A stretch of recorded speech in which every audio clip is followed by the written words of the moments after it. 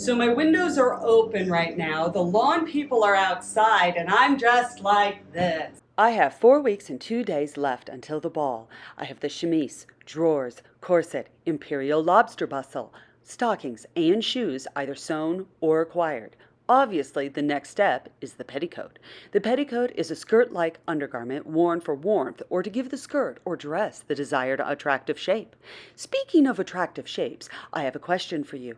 How do you feel about underwear lines? Like being able to see underwear lines through one's clothing. I firmly do not appreciate underwear lines. It's not a morality thing, it's an art concept. I've never seen an underwear line that added any benefit to the lines or aesthetic value of the clothing. Now, in the way back times, we had a different kind of underwear line problem. Hoop lines. Therefore, petticoat. The petticoat goes over the hoops to hide the hoop lines. I'm using the truly Victorian late bustle era 1885 four-gore underskirt pattern. This pattern can also be used for petticoats and is based on tailoring methods actually used in the 1880s. It has gathers or pleats in the back and 3 front gores. The placket is located in the left side of the back seam. This pattern is the main base for just about every dress during 1883 through 1889. Remember to iron everything. Wrinkles do not help the sewing process at all. I am adding ½ an inch of ease in order to be able to French seam everything.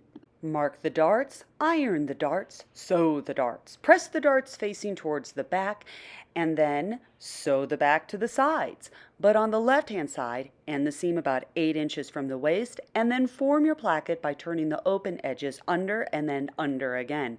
Your iron is your BFF here, but truly, when is the iron not your BFF?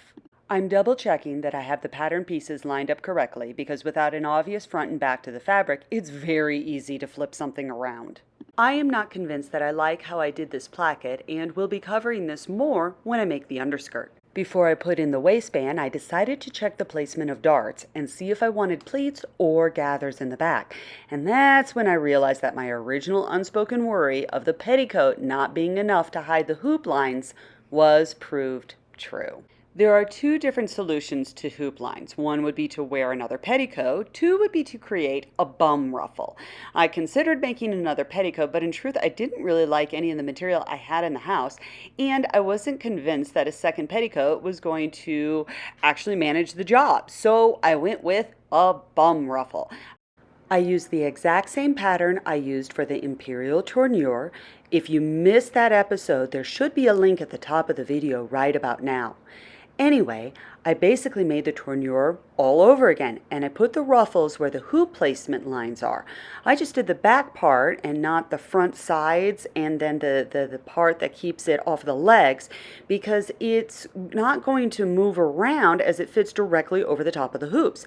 Think of it like a turtle shell. The lace was a brilliant construction method that made this exact and simple. I also kept the waistband simple and decided to fit both the bustle and the bum ruffle to my corset being laced to exactly 26 inches. I've determined that a 2-inch gap in the back of my corset will allow me to in fact enjoy the event that I go to, and that anything smaller would be a vanity size and utterly unnecessary. I am beyond pleased with how the bum ruffle turned out, and it's finally time to fit the petticoat over this properly. I was exceptionally worried that there wasn't going to be enough length in the back and that the petticoat was going to be too short in the back and too long in the front with the addition of the bum ruffle. However, it fits. It totally fits. I have Victorian underwear. I am victorious because I've never gotten to do this before. I've never worn anything like this before. I've always wanted to feel like a princess, and if there's anything that will make me feel like a princess, it's this. I feel so good about this. Okay. Obviously, right there, right? Look at the hem. Look at the hem.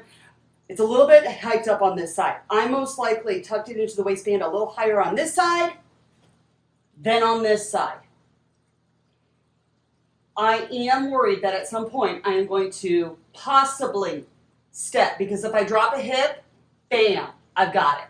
So I've got the skirt and I'm going to rip something. So most likely what I'm going to do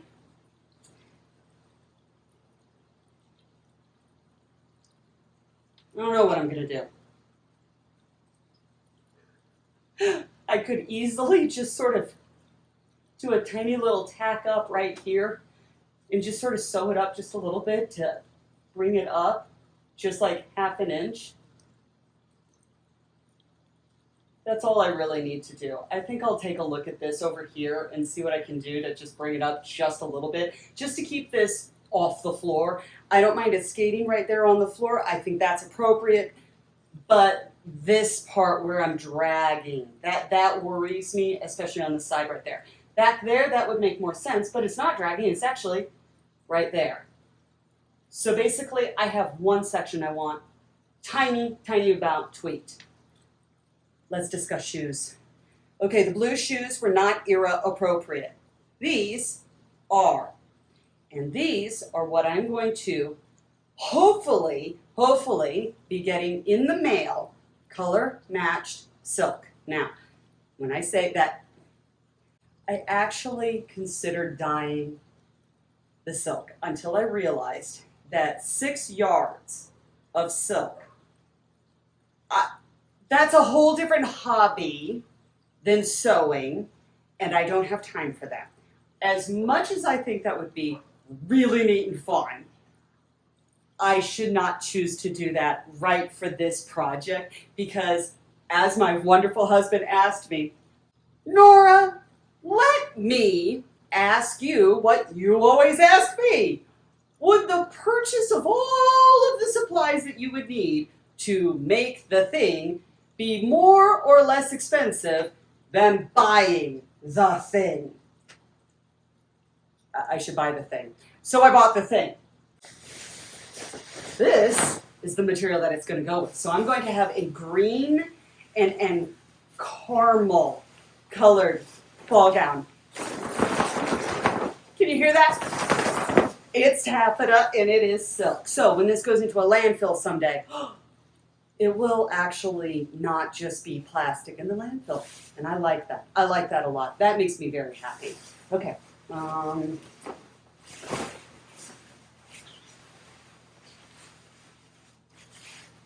So, yeah, here we go. Oh, this is going to be pretty. I'm going to love this. Look how much this just juts it back. You know, it's not as much as I thought it would be.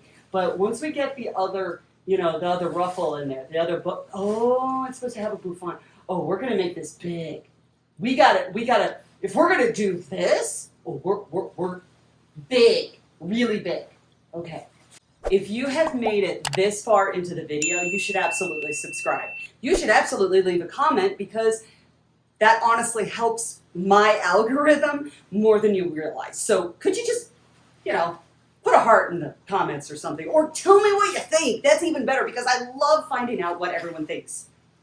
So, and depending on when you've watched this, there is either a follow-up video of this actually being made, or you're going to have to wait a week. I don't know. There's only going to be 7 days where this is that this is like a question mark. Most likely, you could just click on the next video. Click on the next video. And if it's not there, click on the playlist that has all of the Victorian stuff because that's what we're doing. And you totally want to join me on this journey because I am going to sew from the beginning to the end an entire thing. And I am having fun. Now I'm going to go to the other side of the camera and find out if I need to record this for the 4th time because I have neglected to press the record button the first 2 times.